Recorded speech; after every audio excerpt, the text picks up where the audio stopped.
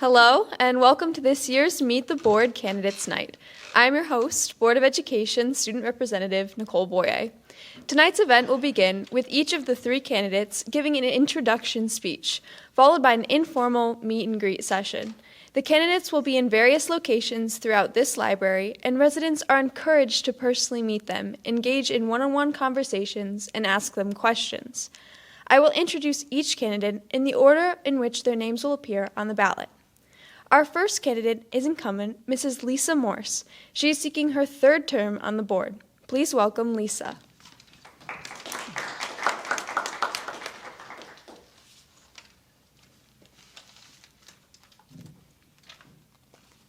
Thank you, Nicole. Good evening, everyone. My name is Lisa Morse, a 21-year resident of the district. I'm a mother of 5, with 4 having graduated from Burnt Hills and 1 still to come. Teacher back there. I have volunteered in the district in many capacities over the years, from secret reader to classroom mom, booster club to school board member. It's been my pleasure to do, and I look forward to the opportunity to continue to serve this district, its students, and its staff. This is a special evening in that it gives those of us running for the school board an opportunity to share a little about ourselves and our vision, and affords the community an opportunity to learn about us and make the most informed decisions possible on May 21st, when hopefully voting for their choice of school board candidate and the proposed school budget. As a current board member, I can share that many hours and discussion went into crafting this year's budget. Our superintendent and his team, after discussions with and input from the board, did an excellent job. They made difficult decisions while offering a budget that meets the needs of our students and staff while maintaining our high standards and good stewardship of valuable community resources. During my previous two terms, including a time as board president, I gained a deeper understanding of our educational system, the needs of our district, and I'm ready to continue working with our community, students and staff, and administration on the opportunities and challenges with which we will be faced in the coming years. Being a member of the BHBL Board of Education is an honor. There are opportunities to be involved in supporting the many things that make our district and its students stand out from the rest. Whether it's academic, athletic, performing arts, or the numerous other extracurricular activities and achievements, this is truly a special place. Being a member of the board also comes with challenges and the knowledge that hard decisions will have to be made. That's what a leader does. I believe I have a successful track record in this regard and hope you will give me the opportunity to continue serving this community on the Board of Education. As an example of learning from challenges we've recently faced, none stick out more than COVID.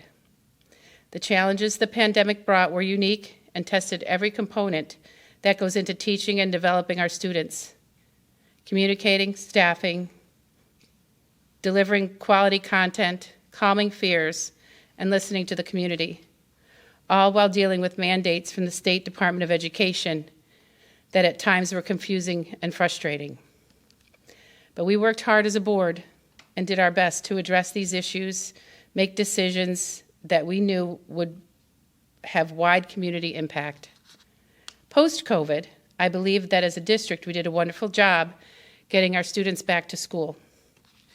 We have continued to work hard to identify learning gaps and put structures in place to assist students that have had a more difficult time readjusting to back in present learning, and those who may have needed mental health and wellness support.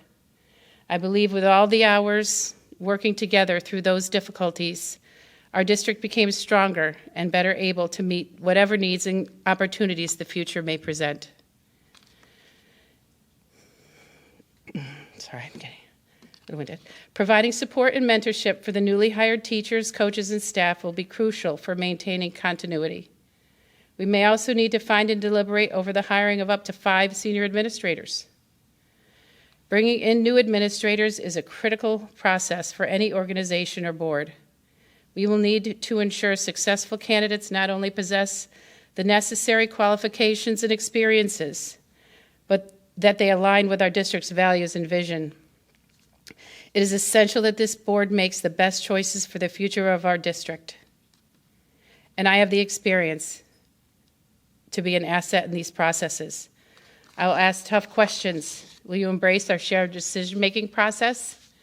Are you prepared to lead with a student-centered mindset? Do you understand what it is to be a BHBL Spartan? It's not going to be easy, but together we can make it happen and put the district on a path to continued success.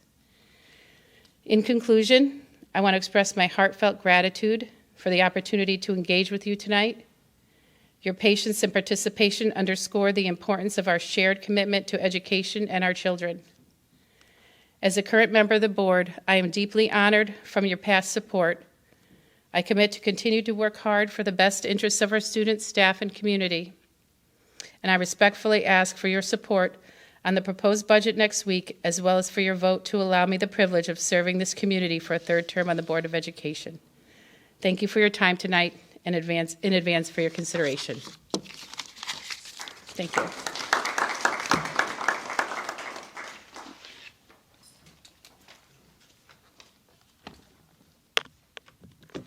The second candidate on the ballot is Mr. Kevin Bierce. He is seeking his first term on the board. Please welcome Kevin.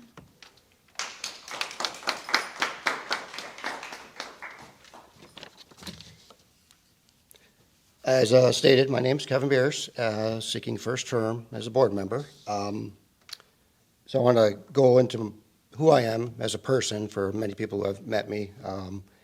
My background, for the last 13 years, I've worked for CAPL, Knowles Atomic Power Laboratory. I work up at the Kessel Ring site where they train the sailors. My day-to-day job is what they call an STR, Subcontractors Technical Rep. I oversee day-to-day construction activities for the contracts that are let out, ensuring that things are built to spec and the drawings are followed. In addition to that, environmental, safety, and IH issues don't pop up, and if they do, we address them. So that's my role day-to-day. Prior to that, I was with Siemens Building Technologies and Johnson Controls for many years, up and down the West Coast, doing a form of contracting called performance contracting, where we go into a facility much like this, evaluate it with engineers on staff, and anything that consumed energy, basically, we would look into improving it, or retrofit the lighting, air conditioning, what have you, and the savings would pay for the project. That's where the performance part comes in. That's why they call it that. My educational background is I'm mechanical engineering from RIT. I'm a 1995 graduate. I'm also a veteran, U.S. Army Reserves, 88 to 94. I was in combat engineer unit as a heavy equipment mechanic. Helped me put me through college. And I'm a small business owner currently. I run a small machine shop, repair shop locally, Spartan Machine Shop. I really enjoy doing that. I've met a lot of members of the community, business members. I support a lot of local businesses with repairs that otherwise they wouldn't be able to get done because I am small and flexible. And I really enjoy doing that. That's really rewarding. On the school side, I have volunteered in the past for a couple programs. Sea Perch is one that my business that I currently work for, CAPL, they sponsor. It involves middle school students, or they build these small robotic tethered underwater vehicles, and they go through this course. It's pretty exciting for the kids to build and participate in, and it's fun to volunteer for that. That was rewarding.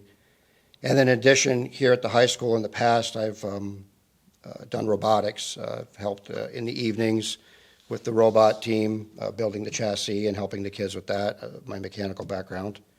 And that was very rewarding. That was pre-COVID, and then COVID kicked in and things kind of changed. I also was a member of the committee that evaluated the director that we hired for the STEAM edition when we built that. That was fun to do. First time ever doing that before. That was back in 2013, I believe. If you haven't toured the STEAM edition, for any parents in the room, that is very cool facility. I'm very happy to see that the district has put the funds into that and continued with that, as other districts have given up on what we used to call industrial arts. I'm glad to see we've gone a different direction, because a lot of kids can get so much out of that and a rewarding career.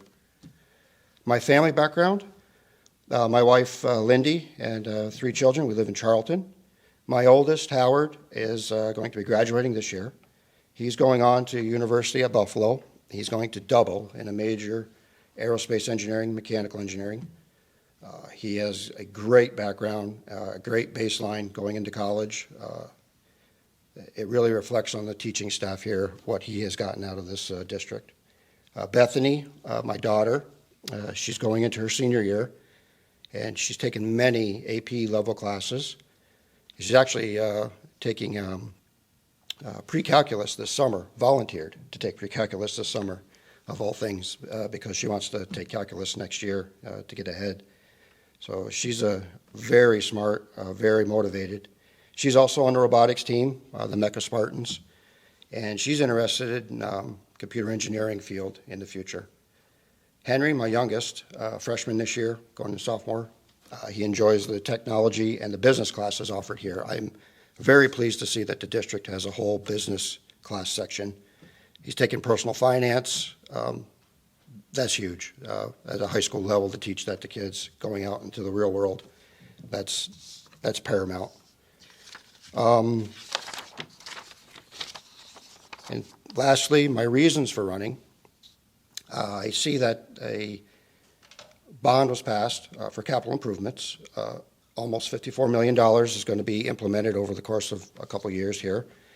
And I'm interested in working through the district and being part of that, making sure we get our tax dollars, every penny is spent wisely, and we get what we're paying for. In addition, also, I see that New York State has mandated by 2035 that we are supposed to be all electric with our bus fleet. That's a big hurdle. That's statewide as well. That's not just our district. So there is a study being undertaken. I understand that we've hired a couple of engineers out of Troy. They're going to be doing a study, and there's a lot of questions. I read the study that they're supposed to answer all these questions. I have the same questions myself, and I'm very interested in seeing that come back, understanding what that's all about. That's a huge mandate from the state. We definitely got to get our hands around that when that comes down. Then in closing, I'd like to, I believe my background, my skill set would help the board, would kind of round out the board in areas where they may be lacking with the construction that's going to be happening. Again, the mandate coming down from the state on all electric buses. And I would appreciate your support on May 21st. Thank you.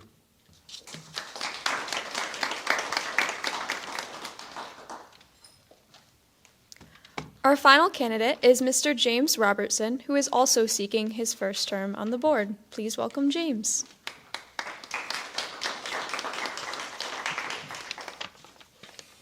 Good evening. Like Nicole said, my name is James Robertson.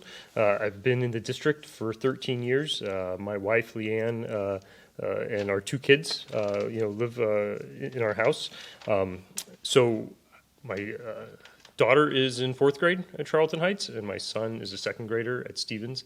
And so one of the great things about Burnt Hills is the time they put into our students and the time that they put in the work to determine what really is the best for each family. And so the district works hard to make sure that children aren't in different elementary schools, but that is the right situation for my family. So I appreciate all of the therapists and all of the teachers and all of the input that goes in to to having my son at Stevens Elementary. And it's been great because I've been able to meet 2 elementary schools worth of teachers and parents and administration, and it really is very appreciative of the time and effort that our district does put in. So I've been, like I said, a resident for 13 years within the district. A little over 20 years ago, I moved to New York. I was born and raised in Kansas. So New York is definitely different topography, different climate, and different storms than what we have out in Kansas and so forth. And so it's been great learning just what this area has to offer. I got involved with working with the school district last year. So it was this time that we were coming through the 2023 bond referendum.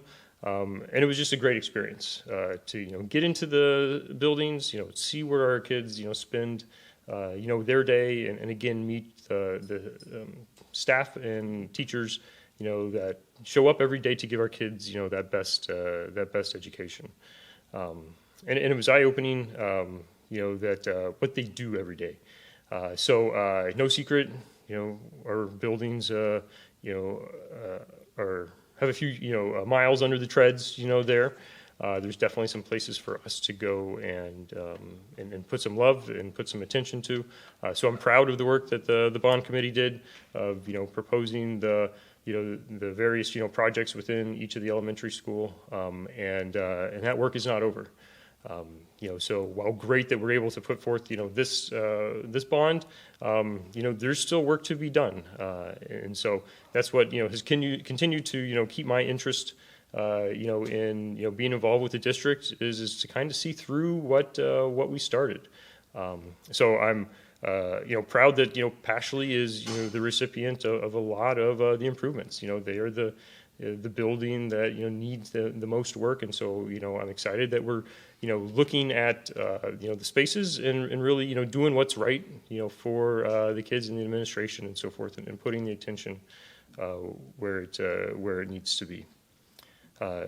Burnt Hills has a great legacy of working with the community. As referred to with the shared decision making. I didn't know much going into the bond committee, but seeing the various community members come together, I was very appreciative of Dr. McGrath and Dr. Abdu of being forthcoming with the committee, talking enrollment and budgets and so forth. And there's a lot of good news there. We are a very sought after district. We have families moving to the district, and so we're growing, which is a great time to be a Spartan. And so, but with that comes the knowledge now that we are being sought after to make it the best education for our children that we can possibly make it. Another example of listening to the community. I'm a member of the Booster Club for girls wrestling. We are one of the first, if not the first, local school district to have a club. We hired a coach for girls varsity wrestling last year, and so that's great.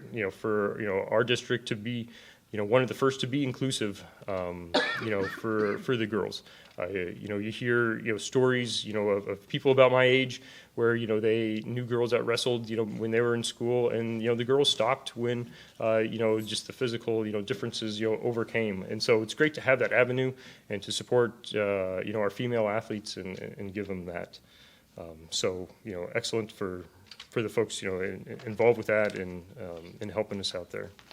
If elected, I'll work with the administration and faculty to help generate that long-range plan for our buildings. Doing a bond committee every 5 years is great from an incrementally getting there, but we're going to need to tie a couple of those together.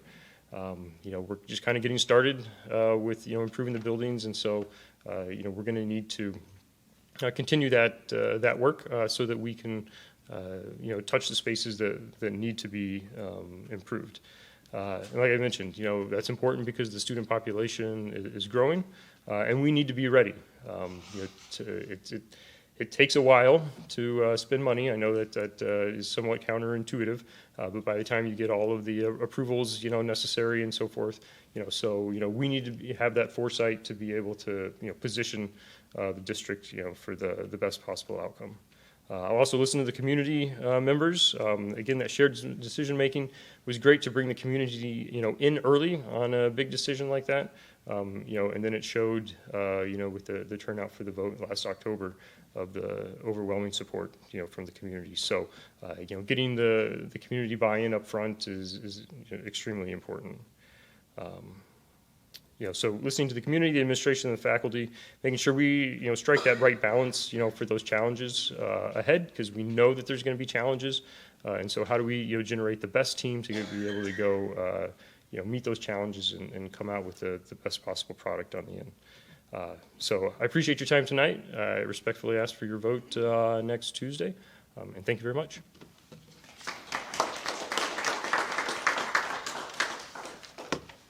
Thank you to all of the candidates. Before we begin the meet and greet session, anyone who is watching this recording and has any questions for the candidates should email Board Clerk Tara Mitchell, who will connect you with the candidates.